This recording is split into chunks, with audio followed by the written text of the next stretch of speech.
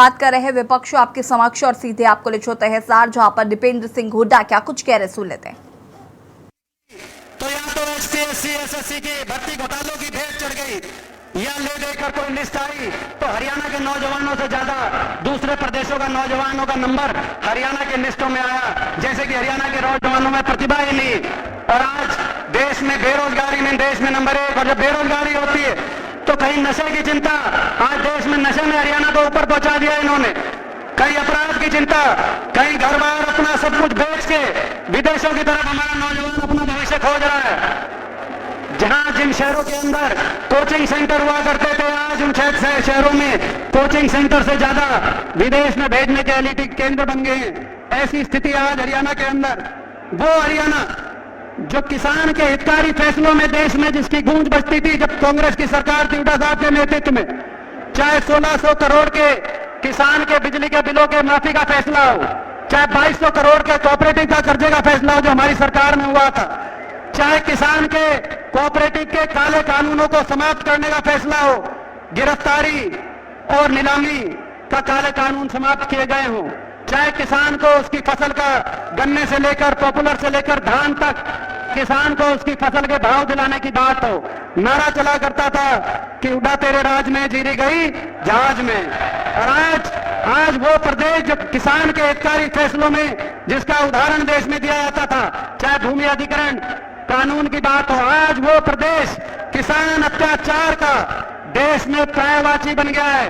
अगर किसान आंदोलन में कहीं पुलिस का प्रयोग किया गया बारी बारी, एक प्रदेश में कहीं लाठीचार्ज, कहीं पानी की बौछारों के निशाने पे लिया गया, तो कहीं बैरिकेड लगाए गए, 750 एक साल तक किसान बैठा रहा, 750 किसानों के जान कुर्बान हो गई, 750 घरों के चूल्हे बंद हो गए।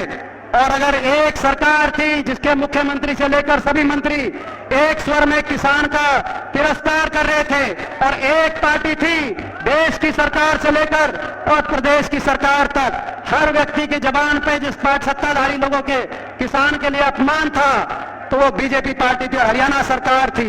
आज किसान अत्याचार में खट्टर सरकार ने देश में नंबर 1 बना दिया। वो प्रदेश जो 2014 से पहले गरीब की कल्याणकारी योजनाओं में जिसका जिक्र देश में आता था, इंदिरा जी के समय 100 गज के प्लॉट कटे थे देश में, उसके बाद किसी प्रदेश ने किसी सरकार ने 100 गज के प्लॉट का काटने का काम नहीं किया। अगर हुआ तो हरियाणा में SC वर्ग के हमारे भाई, बैकवर्ड के हमारे भाई, 4 लाख परिवारों को 100 गज के प्लॉट दिलाने का काम कांग्रेस की हुड्डा सरकार ने हरियाणा में करके दिलाने का काम, चाहे 100 गज के प्लॉटों की बात हो, चाहे प्रियदर्शनी इंदिरा आवास योजना में 3.5 लाख मकान बनवाने की बात हो, चाहे 20 लाख गरीब घर के बच्चों को स्कूल के अंदर वजीफा दिलाने की बात हो, चाहे पीने के पानी की टूटी टंकी देने की बात हो, चाहे राशन डिपो पे तेल चीनी दाल के साथ अच्छी क्वालिटी के अनाज की बात हो, जो प्रदेश गरीब कल्याण में चाहे बड़े बुजुर्गों को और हर वर्ग को देश में सबसे ज्यादा पेंशन देने की बात हो, जो प्रदेश गरीब कल्याण में देश में नंबर 1 हुआ करता था 2014 से पहले, वो आज महंगाई में नंबर 1 बन गया। हर घर का बजट बिगाड़ दिया इन्होंने।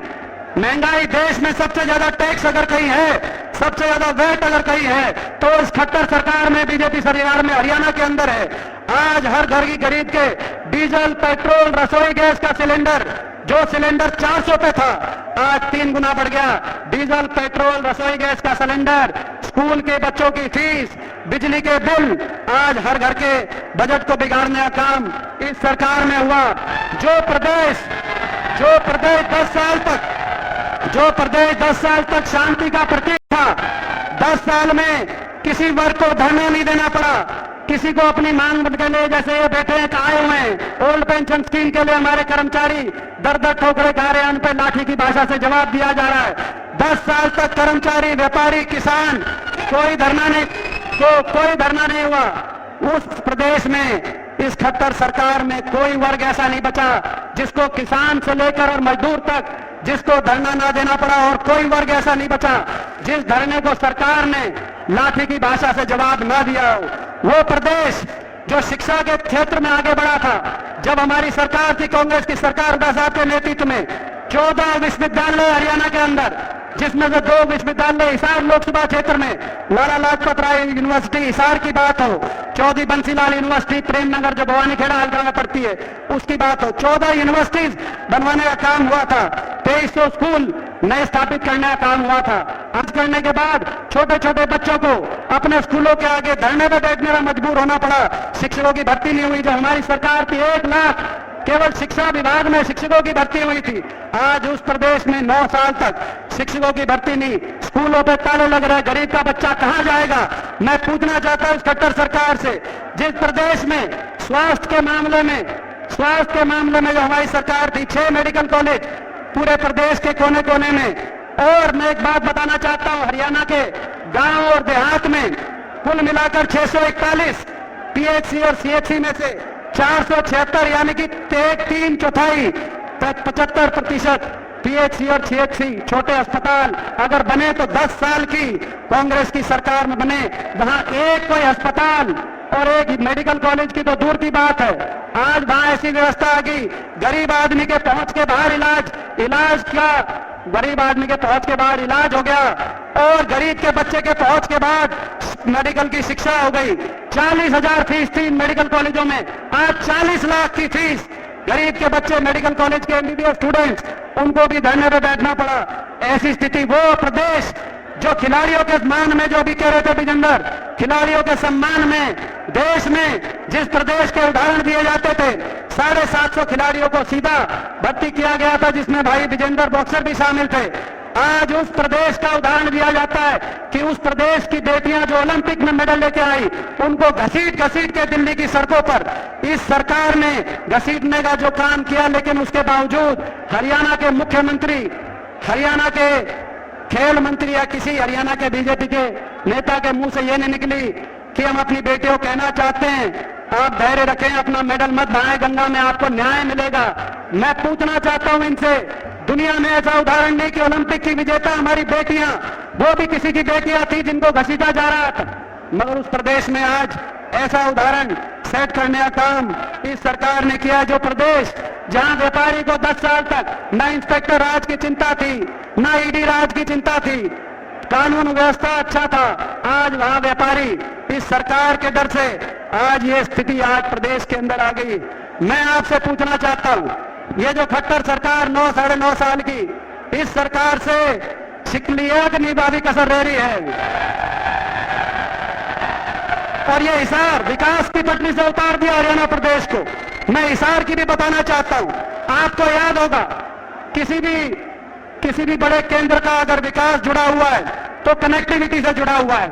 2009 में हम यहां से लोकसभा नहीं जीते, लेकिन देश के प्रति, हिसार के प्रति अपनापन और देश और प्रदेश के प्रति एक जिम्मेदारी के रूप में मैंने दिन रात मेहनत करके हिसार को कनेक्ट कराने के लिए 4 लेन सड़क जो रोहतक से सीधा डबवाली तक और सीधा हांसी से महम की रेल की लाइन और एयरपोर्ट 2012 में, एक एयरपोर्ट हिसार में और दूसरा अंतर्राष्ट्रीय एयरपोर्ट जो महम, मुंडाल, बडेसरा जो इसी लोकसभा क्षेत्र के अंदर जो हिस्सा पड़ता है, भिवानी, हिसार, रोहतक, 3 जिलों को टच करता हुआ, मैं आपसे पूछना चाहता हूं, इन्होंने चाहे वो हमारी सरकार में ये इस एयरपोर्ट की बात हो, ये 4 लेन की सड़क की बात हो, रेल की लाइन, आज तक 9 साल में उस रेल बुलेट ट्रेन की बात करने वालों ने आज तक रेल की सीटी नहीं सुनी। जिस दिन ये रेल चल जाएगी तो हिसार से दिल्ली का रास्ता 80 किलोमीटर रेल का कम हो जाएगा, सीधी ट्रेन चलेगी सिरसा से और दिल्ली पहुंचेगी, डायरेक्ट अपना ट्रेन की कनेक्टिविटी बनेगी। ये विकास के, ये एक सोच के साथ उद्योग की बात हो, चाहे वो थर्मल 5,000 करोड़ की लागत से, चाहे थर्मल कारखाने लगाने की बात इधर खेदड़ के अंदर हुई हो, मैं पूछना चाहता हूं आपसे, चाहे हिसार के अंदर अलग अलग सावित्री जी ने प्रयास के हुड्डा साहब का साथ लिया, अलग अलग पुलों की बात हो, सदन बाईपास की बात हो, मैं आपसे पूछना चाहता हूं, इस सरकार में हिसार में कोई यूनिवर्सिटी, कोई थर्मल कारखाना या कोई नया काम, जो पुराने काम करके गए, रेल की लाइन और एयरपोर्ट अभी वही पूरे नहीं हुए, कोई नया काम इन्होंने कराया कि नहीं कराया, मैं आपसे पूछना चाहता हूं। 9 साल बहुत लंबा समय होता है। आज हरियाणा को विकास की पटरी से और हिसार को भी विकास की पटरी से, इस सरकार के पहलू हैं 4, बेरोजगारी, महंगाई, भ्रष्टाचार और अहंकार। ये सरकार, मैं एक बात अच्छे राजनीतिक भी करना चाहता हूं, ये सरकार विपक्ष आपके समक्ष कार्यक्रम का ये नवा कार्यक्रम था और यहाँ पर दीपेंद्र सिंह हुड्डा को आप सुन रहे थे, जिन्होंने सरकार की नीतियों के बारे में बातचीत की। उन्होंने कहा कि सरकार किस तरीके से विफल है और साथ ही साथ उन्होंने जो हरियाणा के मुद्दे हैं उन पर भी बातचीत की है। आपको बता दें कि ये कार्यक्रम लगातार आयोजित किया जा रहा है, नवा कार्यक्रम है ये। समक्ष कार्यक्रम आयोजित किया गया है। हिसार से सीधी तस्वीरें आपको दिखा देते हैं जहाँ पर दीपेंद्र सिंह हुड्डा क्या कुछ कह रहे, सुन लेते हैं।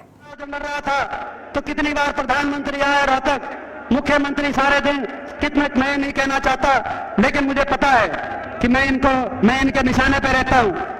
पिछला लोकसभा चुनाव था तो निशाने पे था, किसान आंदोलन में जब संसद में खड़ा होता था तो सारी बीजेपी जो जिस तरीके से निशाने पे लेती थी, महिला खिलाड़ी आंदोलन में बैठे तो देश की सारी बीजेपी, यूपी के सारे सांसदों ने, हरियाणा ने जिस तरीके से मेरे को निशाने पे लिया, मेरा दिल जानता है। लेकिन फिर भी मैं एक संकल्प आपके साथ मिलकर लेना चाहता हूं।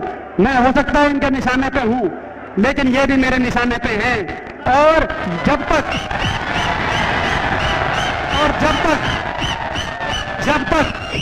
ऐसी सरकार जिसने हरियाणा वासियों का इतना अपमान किया, हरियाणा का विकास का इतना नुकसान किया, हरियाणा के नौजवान को देश में सबसे ज्यादा बेरोजगारी और गरीब को महंगाई दी हो, देश में सबसे ज्यादा भ्रष्टाचार, ये सरकार जब तक हरियाणा की सत्ता से बाहर नहीं होगी, आप अगर साथ दें तो दिन और रात मेहनत करेंगे। मैं पूछना चाहता हूं, आप साथ हैं? आप साथ देंगे? आप साथ देंगे तो दिन और रात मेहनत करेंगे। आज 9वां विपक्ष आपके समक्ष कार्यक्रम है, 9 लोकसभा हो गई तो लगभग एक रोहतक लोकसभा बची है, बाकी सारे हो गए। अब अगला प्रोग्राम तो हुड्डा साहब और उदयमान जी अगला प्रोग्राम हमें बताएंगे, लेकिन मैं खुद का भी आने वाले समय में कैसे मेहनत करूंगा, अगर आपका साथ हो तो आने वाले समय में मैं भी कोई ना कोई प्रोग्राम निर्धारित करके और पूरे हरियाणा के अंदर भाई अब एक बात बताओ, आपके साथ में, आपके आशीर्वाद में आप कोई कसर तो नहीं दिखाओगे? आपका बहुत बहुत धन्यवाद। जय हिंद, जय राम जी की। बहुत बहुत धन्यवाद दीपेंद्र जी। भाई जितने लोग पंडाल में हैं और जिस नारे से शुरू करा था उसी नारे से एक बार सभी, क्योंकि आज हम अपने स्वर्गीय प्रधानमंत्री जी राजीव जी को याद करते हैं, जिनकी सोच थी कि 21वीं सदी में हिंदुस्तान आगे जाए और दुनिया में एक विश्व शक्ति के रूप में, नौजवान मुल्क के रूप में आगे आए। राजीव गांधी, राजीव गांधी, राजीव गांधी। बहुत बहुत धन्यवाद मेरे साथियों। आप सुबह 9 बजे से बैठे हैं, जितनी भीड़ पंडाल में है इससे 10 गुना भीड़ सड़कों के ऊपर है। 30-30 किलोमीटर जाम लगा हुआ है। यहाँ पर सैकड़ों सीनियर नेता आए हुए हैं, कितने पूर्व विधायक, पूर्व मंत्री, केंद्रीय मंत्री, पूर्व सांसद, यहाँ तक कि हमारे प्रदेश के नेता, जिला के नेता, सभी से मैं हाथ जोड़ के माफी चाहता हूँ। टाइम की कमी के समस्या है आप लोगों से, मंच की तरफ से, और सभी ने, मेरी कई विधायकों से बात हुई, सभी ने कहा टाइम ज्यादा हो गया भाई, हमारे के बजाय उदयमान जी को और हुड्डा जी को बुलाओ। बोलो ठीक है भाई, समर्थन है बिल्कुल। इन आपके सामने हरियाणा के लोकप्रिय नेता, हमारे हरियाणा के प्रदेश अध्यक्ष चौधरी उदयमान जी अपने विचार रखेंगे। चौधरी उदयमान जी।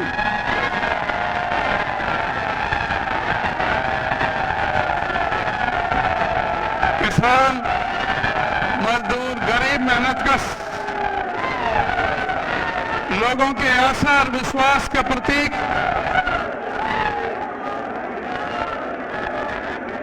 प्रदेश के सबसे ज्यादा सर्वप्रिय, जनप्रिय नेता, हम सबके हितों के रक्षक, पूर्व मुख्यमंत्री परम आदरणीय चौधरी भूपेंद्र सिंह हुड्डा जी, हमारे बहुत ही संघर्ष के प्रतीक युवा सांसद आदरणीय श्री दीपेंद्र सिंह हुड्डा जी, मंच पर बैठे हुए मेरे सभी वरिष्ठ नेतागण, विधायकगण, पूर्व विधायकगण, मेरे सामने बैठे हुए मेरे सभी सम्मानित बुजुर्गों, नौजवान साथियों, माता बहनों, बच्चों, आज तमाम राष्ट्र भारत माता के महान सपूत स्वर्गीय श्री राजीव गांधी जी की 79वीं जन्म जयंती मना रही है। आज उनके व्यक्तित्व पर, उनके कृतित्व पर चर्चा हो रही है। आज याद किया जा रहा है कि उनके योगदान के लिए कि जो उन्होंने नींव रखी 21वीं सदी के भारतवर्ष की, राजीव गांधी जी ने जो हमें, चाहे वो कंप्यूटर क्रांति इस देश में लाके दी, चाहे दूर संचार क्रांति इस देश में लाके दी, चाहे महिलाओं को पंचायती राज में अधिकार दिए, चाहे युवाओं को 18 साल की उम्र में मत देने का अधिकार दिया हो, राजीव गांधी ने इस देश में शांति, प्रेम, प्यार और भाईचारा बढ़ाने के लिए, चाहे वो शांति सेना उन्होंने श्रीलंका में भेजकर अपने प्राणों को इस देश की बलि चढ़ा दिया हो, उस महान पुरुष को ये देश सदैव सदैव याद करता रहेगा। उस महान हमारे नेता को सत सत प्रणाम आप सबकी तरफ से भी मैं उनके चरणों में सत सत नमन करता हूँ। बुजुर्गों और साथियों, आज का ये विशाल रैली यह इस बात का प्रतीक है कि इस प्रदेश के अंदर पूरी तरह से बदलाव की आंधी आ चुकी है। आज प्रदेश में भारतीय जनता पार्टी और जजपा की जो सरकार चल रही है, जिसके खिलाफ हम विपक्ष आपके समक्ष ये 9वां कार्यक्रम कर रहे हैं, लेकिन जो लाखों लाखों की जो ये भीड़ और जो 20-20 किलोमीटर तक जो जाम लगे हुए हैं, वो इस बात का प्रतीक है कि ये विपक्ष आपके समक्ष अब विकल्प आपके समक्ष के रूप में परिवर्तित हो चुका है और पूरे प्रदेश में कांग्रेस पार्टी की आंधी आ चुकी है। और ये इस बात का भी संकेत है कि भारतीय जनता पार्टी और जजपा गठबंधन सिंगल डिजिट में सिमटने जा रहा है और कांग्रेस अपने दम पर 70+ सीटें जीतने जा रही है। ये आपके ये उत्साह मैं आपको बता रहा हूं। साथियों, ये 9.5 साल इस शासन को हो गए हैं। आज इसकी समीक्षा करने की, इसको तराजू पर तोलने का भी समय आ गया है। आज आवश्यकता है कि इनके बारे में बताया जाए जनता के बीच में। जिस तरह से इस मोदी सरकार ने प्रदेश को हमें धोखे में रखा, आज वो किस कसौटी पर खरे उतरे हैं। इन्होंने कहा था कि किसान की आमदनी 2022 तक दुगना कर देंगे। इन्होंने कहा था कि हर साल 2 करोड़ नौकरी लगा देंगे। इन्होंने कहा था कि 15 लाख रुपए हर घर में आ जाएंगे। इन्होंने कहा था कि 100 दिन के अंदर महंगाई कम हो जाएगी। इन्होंने कहा था कि 100 दिन के अंदर जो काला धन है वो देश के अंदर आ जाएगा। नरेंद्र मोदी ने कहा था कि जो हवाई चप्पल में चलते हैं वो हवाई जहाज में चलने का काम करेंगे। आज क्या इनसे क्या मांगने, इनसे क्या जवाब मांगने की आवश्यकता नहीं है कि आज महंगाई कहां पर है। आज राहुल गांधी ने इनके भ्रष्टाचार को जब उजागर किया, राहुल गांधी ने इनको लोकसभा में ललकारा कि बताइए कि तुम्हारे पास अदानी से क्या रिश्ता है। इनके पास कोई जवाब नहीं था। राहुल गांधी ने इन सारे मुद्दों को जनता में लेकर गए। राहुल गांधी ने इस देश के अंदर जो हमारे भाईचारे को धर्म और मजहब के नाम से, जो जात बरादरी के नाम से लड़ाना चाहते थे, उनको बेनकाब करने का काम किया। आज ये वही काम कर रहे हैं। आज दोबारा से देश को लड़ाने के जा रहे हैं। आज नरेंद्र मोदी पार्लियामेंट में कहते हैं कि मेरी स्कैम फ्री, घोटाला फ्री सरकार है। अभी 3 दिन पहले कैग की रिपोर्ट आई है, comptroller auditor general of India की, जो सरकार की एजेंसी है ऑडिट करने की।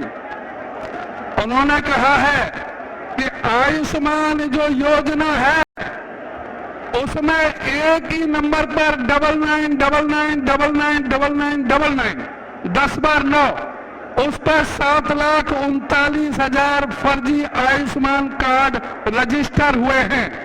एक ही नंबर 88888888, इस पर 1,49,000 आयुष्मान कार्ड फर्जी रजिस्टर हुए हैं।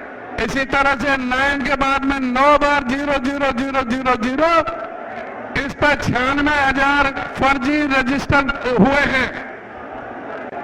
कुल मिलाकर के 9,85,000 आयुष्मान कार्ड फर्जी रजिस्टर हुए हैं। उन लोगों के नाम रजिस्टर किए गए हैं जो पहले ही इलाज से पहले मर चुके थे, या उन लोगों के नाम रजिस्टर किए हुए जो कई अस्पतालों में भर्ती थे। हमारे हरियाणा प्रदेश में ही 4,121 कार्ड फर्जी हैं। उन लोगों के नाम से फर्जी पैसा निकाला गया और अस्पतालों में कोई गुड़गांव में भर्ती है वही आदमी, वही सोनीपत में भर्ती है और वही फरीदाबाद में भर्ती है। इस तरह से इन्होंने घोटाले करने का काम किया है। दूसरा जो भारतमाला प्रोजेक्ट था नेशनल हाईवे का, उस भारतमाला प्रोजेक्ट में जो 72,000 करोड़ का था, 7.5 लाख करोड़ रुपए खर्चा किए हैं। एक ही प्रोजेक्ट में 7 लाख करोड़ का भ्रष्टाचार हुआ है। तीसरा द्वारका एक्सप्रेस में जो दिल्ली में बना है, 18 करोड़ रुपए की 1 किलोमीटर सड़क बननी थी, जो 1 किलोमीटर बनाने में इन्होंने 250 करोड़ रुपए खर्च किए हैं। आज इनको बताना पड़ेगा कि भ्रष्टाचार के नाम से राजनीति करने वाले आज ये कहां खड़े हैं। आज बताना पड़ेगा हमारे हरियाणा की सरकार को भी कि इस प्रदेश को कर्ज के जाल में फंसाने का क्या कारण है। हुड्डा साहब के समय जब इनको सत्ता सौंपी थी 70,000 करोड़ का कर्जा था, आज कर्जा 4.5 लाख करोड़ का है। आज कोई बच्चा अपने मां के पेट से जन्म ले रहा है तो वो 1,32,000 रुपए का कर्जा लेकर के अपने मां के पेट से जन्म ले रहा है। आज खट्टर सरकार को बताना पड़ेगा कि 1,86,000 सरकारी पद क्यों खाली पड़े हैं। आज खट्टर सरकार से पूछने की जरूरत है कि हरियाणा स्टाफ सिलेक्शन और हरियाणा पब्लिक सर्विस कमीशन के 40 बार पर्चे क्यों लीक हुए हैं। क्यों स्टाफ सिलेक्शन कमीशन और पब्लिक सर्विस कमीशन के सीईटी कॉमन एलिजिबिलिटी टेस्ट में क्यों एक ही तरह के 41% पूछे जाते हैं। आज भ्रष्टाचार चरम सीमा पर है। आज जो कह रहे थे कि महंगाई, आज हरियाणा महंगाई में नंबर 1 है, हरियाणा बेरोजगारी में नंबर 1 है, हरियाणा कानून व्यवस्था में नीचे से नंबर 2 है। यानी पूरी तरह से कानून व्यवस्था फेल हो चुकी है। आज पूछने की जरूरत है कि हुड्डा साहब जब मुख्यमंत्री थे तो डीजल पर 9.5% का वैट लिया जाता था, आज खट्टर 18% क्यों ले रहा है। जब कांग्रेस की सरकार थी तो डीजल पर 3 रुपए 56 पैसे एक्साइज ड्यूटी थी, आज 32.5 रुपए क्यों ली जा रही है। अगर डीजल पर जितना हुड्डा साहब टैक्स लेते थे और जितना कांग्रेस सरकार टैक्स लेती थी उतना ही अगर कम कर दिया जाए तो आज ही डीजल पर 40 रुपए 1 लीटर पर कम हो सकते हैं। इसी प्रकार से गैस जो 400 रुपए में थी, जो आज 1150 रुपए में है, 827 रुपए सब्सिडी कांग्रेस सरकार देती थी। अगर वही सब्सिडी दे तो आज गैस का सिलेंडर 350 रुपए का हो सकता है। आज सरकार को यह भी बताना पड़ेगा कि प्रधानमंत्री आवास योजना में जिसमें कहा गया था कि 2022 तक कोई भी ऐसा व्यक्ति, गरीब आदमी नहीं रहेगा जिसके सिर पर छत न हो, सबको पक्के मकान दे दिए जाएंगे। उसी योजना के तहत 1,38,200 मकान मंजूर होकर के केंद्र सरकार से गरीबों के मकान बनाने के लिए आए थे। तो खट्टर सरकार और उसके मंत्री से पूछना कि 1,32,000 जो 200 जो मकान आए थे वो वापस क्यों सरेंडर कर दिए इस सरकार ने, क्यों? और विपक्ष आपके समक्ष कांग्रेस का ये कार्यक्रम जिसमें सरकार के खिलाफ तमाम बातें कही गई और यहाँ पर प्रदेश अध्यक्ष को आप सुन रहे थे और सीधे आपको ले चलते हैं हिसार जहाँ पर विपक्ष आपके समक्ष कार्यक्रम आयोजित किया गया। और पूर्व अध्यक्ष हरियाणा प्रदेश कांग्रेस कमेटी के चौधरी धर्मपाल सिंह मलिक जी और हमारे कांग्रेस पार्टी के एकमात्र सांसद हमारे अजीज दीपेंद्र सिंह हुड्डा जी और हमारे हरियाणा विधानसभा के एक्स स्पीकर डॉक्टर कादयान जी, एक्स स्पीकर अशोक अरोड़ा जी और जो यहाँ आज के इसके आयोजन के प्रभारी हमारे साथी यहाँ से रहे सांसद व केंद्र में मंत्री भाई जयप्रकाश जी और संचालन कर रहे श्री बजरंग दास गर्ग जी व सभी मेरे विधायक साथीगण, पूर्व विधायकगण, पूर्व सांसदगण, उपस्थित सम्मानित मंच, उपस्थित मेरे बुजुर्गों, नौजवान साथियों और मातृशक्ति प्यारे बच्चों, देखो आज 20 अगस्त है और जैसा सबने बताया आज श्री हमारे पूर्व प्रधानमंत्री राजीव गांधी जी की जयंती है और ये जयंती सारा देश मना रहा है। क्यों? किस नाम से? सद्भावना के नाम से। आज सद्भावना दिवस पर मैं आप सबको हार्दिक बधाई देता हूं। जो सपना राजीव गांधी जी ने 21वीं सदी में देखा था वो आपके सामने है, लेकिन उन्हें साथ साथ ये भी कहा था हम आगे जब भी बढ़ सकते हैं जब सद्भावना होगी, सारे धर्म जाति सब एक मिलकर आगे हम तरक्की करेंगे, जब हमारा देश आगे जाएगा। तो आज उस अवसर पर आप यहाँ आए, उस बात के लिए मैं आपका बहुत बहुत धन्यवाद करता हूँ। भाई देखो आज इतनी भीड़ देखकर और यहाँ पर जो सामने खड़े हैं, मैं तो रास्ते से आया हूँ, चारों तरफ कई किलोमीटर के जाम लगे हुए हैं, लोग पहुंच भी नहीं सकते। इससे कई गुना भाई मैं तो एक ही बात कह सकता हूँ, जो आपसे उम्मीद थी उससे ज्यादा मेरी झोली में आपने डाल दिया आज हिसार वालों ने। आज मैं कोई आपसे वोट मांगने नहीं आया हूं, मैं तो आपकी बात सुनने आया हूं और कुछ बात कहने आया हूं। बात मैंने सुनी, सभी वर्गों की सुनी, मेरे दिल में टीस क्या टीस है कि 2014 में जो मेरा हरियाणा प्रति व्यक्ति आय, प्रति व्यक्ति निवेश, नौकरी देने में, कानून व्यवस्था में पूरे देश में नंबर 1 था। आज मेरा देश किस चीज में नंबर 1 हो गया? प्रदेश आज 9 साल में कहां पहुंच गए हम? आज हमारा प्रदेश नंबर 1 हो गया बेरोजगारी में, महंगाई में, अपराध में, भ्रष्टाचार में और सरकार पर, हरियाणा पर कर्जे में। जैसे बताया 4.5 लाख करोड़ कर्जा है हमारे प्रदेश में। सारे आंकड़े सभी साथियों ने दिए आपके सामने। आपको मालूम है कि महंगाई का कहां पहुंच गई, डीजल का क्या भाव था और आज क्या भाव है। आज किसी भी वर्ग को देखो, किसी से बात कर लो आप, हर वर्ग इस सरकार से, मौजूदा सरकार से, बीजेपी जेजेपी से विमुख हो चुका है। आप किसी को देख लो, क्या परिस्थिति हो गई आज मेरे हरियाणा की। अरे मैं स्कूल में जाऊं तो वहां मास्टर नहीं, अच्छा अस्पताल में जाऊं तो डॉक्टर नहीं, दफ्तर में जाऊं तो कर्मचारी नहीं, थाने में जाऊं तो पुलिस नहीं। कोई अब अपराध में आप बहुत आगे जा रहे हैं। तो क्या हुआ युवा के साथ, क्या हो रहा है हमारे युवाओं के साथ? बेरोजगारी में एक चला दिया कौशल रोजगार निगम, वो केवल युवाओं के भविष्य में जो है अंधकार डालने का काम कर रहा है।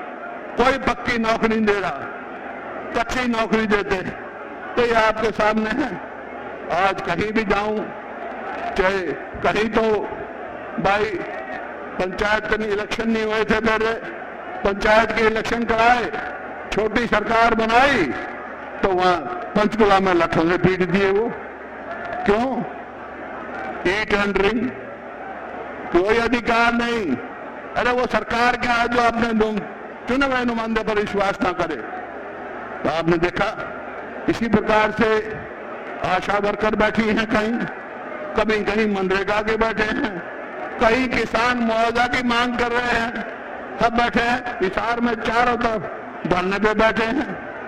कोई एयरपोर्ट के रास्ते के लिए रास्ता ही बंद कर दिया, उस पे बैठे हैं। कोई मुआवजा नहीं मिला, उसके लिए मांगे हैं। हर तरफ कोई भी एक भी ऐसा काम मैं नहीं कह सकता हूं जो इस सरकार ने जनहित के लिए लिया हो। आपको याद हो तो आप बता दो भाई। हिसार से ले लो, हिसार में बता दी दीपेंद्र सिंह जी ने कि हमारी सरकार के समय में कहां से कहां देख लो आप, रेल और रोड की यहां रैली हुई और काम शुरू किया गया कि भाई दिल्ली से सीधी रेल हिसार और सिरसा तक जाएगी, महम रोहतक महम हांसी रेल जुड़ जाएगी। 9 साल हो गए, अब तक वो पूरी नहीं कर सके। जमीन हम एक्वायर करके गए थे, नहीं हुई। एयरपोर्ट, जो एयरपोर्ट था, जो हवाई पट्टी थी, 2013 सेंट्रल कैबिनेट में हमने इसको डोमेस्टिक एयरपोर्ट मंजूर कराया। बात करते हैं इंटरनेशनल की, तो डोमेस्टिक भी चालू नहीं कर सके भाई अब तक। एक एयरपोर्ट बनना था हिसार के कोने पर, इंटरनेशनल एयरपोर्ट हो गया। और एक रोड जो हमने बनाई हिसार से चंडीगढ़, इनने भाई कोई एक बनाई हो तो बता दो, 1 इंच रेल बनाई हो तो बता दो। हिसार को सेंट्रल गवर्नमेंट से हमने जो है मैग्नेट टाउन डिक्लेयर करा। वो सिर्फ हिंदुस्तान में 5 टाउन हैं और सिर्फ वहां से सारी सुविधा मिलती थी, क्योंकि हिसार एक हरियाणा का दिल है, हरियाणा की जो केंद्र राजनीति का केंद्रित्व है। और भाई व्यक्तिगत बातें तो होती हैं, लेकिन मेरा भी व्यक्तिगत मामला है। मेरा भी हिसार लुदास, मेरा भी आधा परिवार है भाई बैठा, तो आपके सामने है। तो एक भी काम इस सरकार ने किया हो तो आप बताओ, कोई भी कहीं नहीं। अब मैं तो एक बात आपसे बात करने जो मैं कह रहा था, मैं आपसे बात पूछने आया हूं, बात कर रहा सुनिए आपकी। भाई मेरी उम्र हो गई 76 साल और मेरे दिल में है 30। मैं आपसे इजाजत लेने आया हूं भाई, एक टक्कर इनसे लेना चाहता हूं, आपका साथ होगा, दोगे साथ?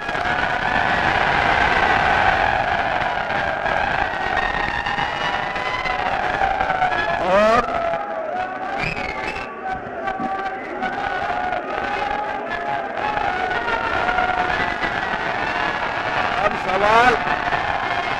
अब सवाल आता है कि आपकी सरकार आ जाएगी तो आप क्या करोगे? एक बात याद होगी आपको कि जब हमारी सरकार थी, मैं एक बात कहा था मैंने, भाई लिख लो, अगर मैं भी थारा भला नहीं कर सका तो कोई भला नहीं कर पाएगा। कह गया था ना, कह गया था। तो आज भी मैं कहने आया हूं, हमारी सरकार आएगी तो हम क्या क्या काम करेंगे भाई। जो इस सरकार ने तमाशा कर रखा है ना, परिवार पहचान पत्र, फैमिली आईडी, मेरी फसल मेरा ब्यौरा, मतलब ऐसे पोर्टल बना रखे हैं जो पेंशन कार्ड है। 5 लाख बुजुर्गों की पेंशन कार्ड दी, 10 लाख गरीब आदमियों का राशन कार्ड काट दिया। ये सब खत्म कर देंगे हम भाई, ये बेकार चीज है। आज बताओ, आज ये बताओ, आज ये बताओ, मेरी फसल मेरा ब्यौरा क्या है भाई? बारिश हो रही है, बादल गरज रहे हैं, किसान खेत में उसकी फसल तैयार हो गई, दाने बाहर लिख रहा है, वो बाट देखा पोर्टल में कल नंबर आओगा, इतना नंबर आओगा तो भीज जाएंगे सारे दाने। ये कोई तरीका है? हमारे समय में जैसे ही किसान अपने दाना निकालता था, सीधा मंडी में जाता था और अपना भाव लेके घर आ जाता था।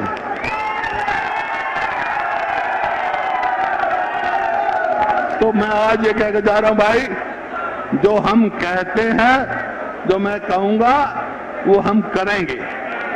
क्या करेंगे? एक तो भाई ये बुजुर्गों की सबसे पहले बात है, ये तो 5100 ने कही थी, हैं? ये तो आपने बेरा बकरी की मींगड़ की तरह कर 200 बढ़ा देंगे, 250 बढ़ा देंगे। तो भाई हमारी सरकार आएगी तो बुजुर्गों की पेंशन 6000 रुपए महीना करेंगे। 6000 का मतलब 200 रोज के, 200 रोज के पेंशन। और भाई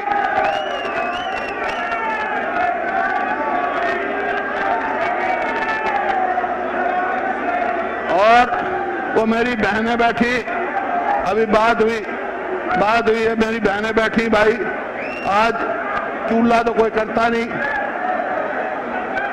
लकड़ी तो कोई इस्तेमाल करता नहीं, गैस पे जाए हैं, गैस सिलेंडर, तो भाई कोई भी सिलेंडर गैस का उसकी कीमत 500 से रुपए ज्यादा नहीं होगी, मेरी बहनों को बताओ। और विपक्ष आपके समक्ष कार्यक्रम आयोजित किया गया था, पर आप भूपेंद्र सिंह हुड्डा को सुन रहे थे और यहाँ के बाद स्वागत है आपका। आप सीधे ले चलते हैं विपक्ष आपके समक्ष कार्यक्रम के थ्रू। बैठे हैं पुरानी पेंशन लागू करने के लिए, ओपीएस सरकार आएगी, पहली कैबिनेट मीटिंग में फैसला करेंगे, हम पुरानी लागू करेंगे।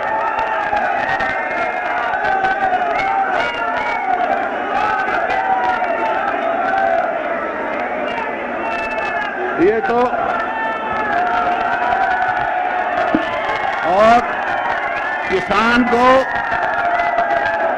को कर्जा माफी से लेकर कर्ज मुक्त तक लेके जाएंगे किसान को, ताकि किसान को एमएसपी की गारंटी देंगे, ताकि किसान उसकी लड़ाई लड़ेंगे। आज किसान बर्बाद हो रहा है, किसान को एमएसपी नहीं मिलती। तो ये तो मोटी मोटी बात कही है, बाकी हमारी मैनिफेस्टो कमेटी बनेगी, अध्यक्ष जी की हमारी बात हुई है, और बहुत सारी बात है जो हम अपने चुनाव से पहले घोषणा पत्र लागू करेंगे। और जैसा अध्यक्ष जी ने कहा कि अब कार्यक्रम बनेगा हमारा, हम 90 के 90 हलकों में जाएंगे और जिलों में जाएंगे। जिले हेडक्वार्टर पे चल रहा हमारा प्रोग्राम जो है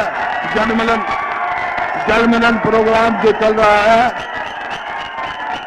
1 मिनट भाई, जल मिलन प्रोग्राम चल रहा है, 11 तारीख को करनाल में होगा।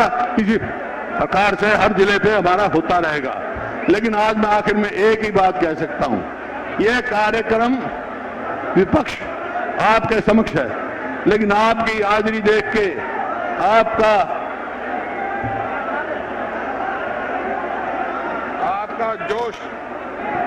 जोश देखकर जो है ये विपक्ष आपके समक्ष नहीं रहा है, ये तो है। और भाई एक बात भूल गया था, गरीब आदमी है जो, उसको 300 यूनिट बिजली माफ।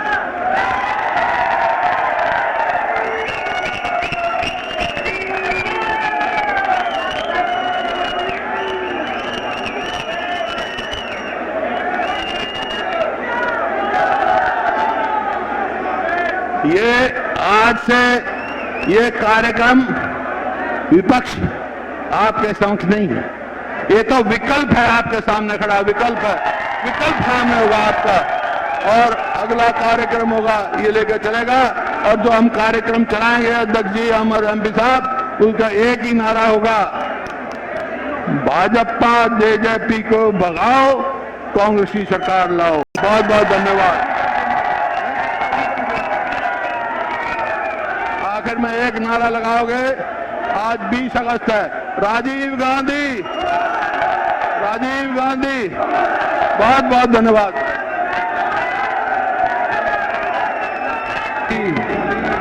बहारें फिर भी आती हैं, बहारें।